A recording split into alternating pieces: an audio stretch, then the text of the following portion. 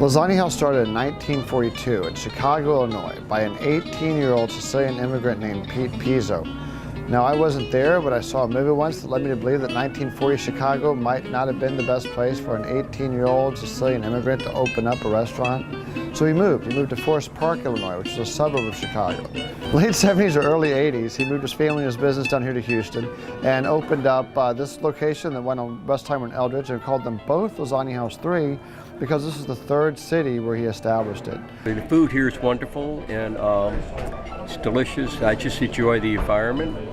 In 1942, what they put in food was real ingredients. We believe that God makes better food than you can buy, and we were big fans. So we started the garden. We grew up to 36 of our own vegetables.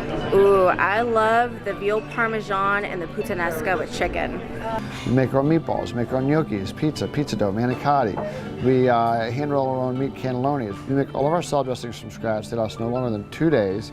We make them in very, very small batches. We make our own Caesar, our own French, and it's some of the best I've ever had. We make our own croutons. We make all of our desserts in-house from scratch. I love lasagna. Our lasagna with broccoli is a 100-year-old recipe that was passed down from Pete Pizzo's family. It was the original lasagna that started this concept in 1942. And it's still the original saved recipe that we've always used, we've always done. We've decided that we're going to make our own gnocchis. We've gone to a point where we make everything ourselves, and buying store-bought gnocchis is just a travesty to people living everywhere. There's no way that we do that.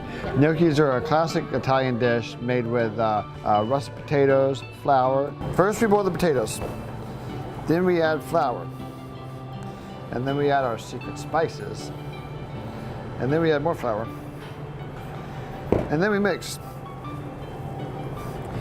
You want a good consistency. You want it to be not too soft, not too hard. They're supposed to be perfect pillowy dumplings of heaven. So when we're making the gnocchis, we take that first couple of them and we put them in water and we try them to make sure that they're right. Make sure the taste is right, make sure the flavor is right, make sure the consistency is right.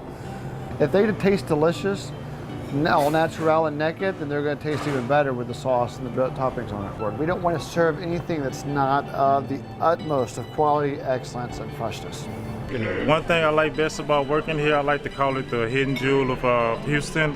We got great food here, great guests, great service, and also a great owner as well.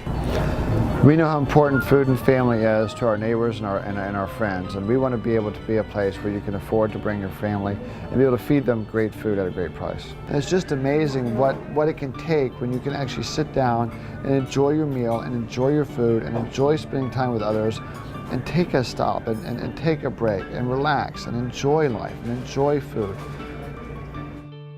When you're hungry for great Italian food, made fresh daily, using old world recipes, go to Lasagna House 3 with 2 convenient locations on FM 1960 at 45 and Eldridge at Westheimer.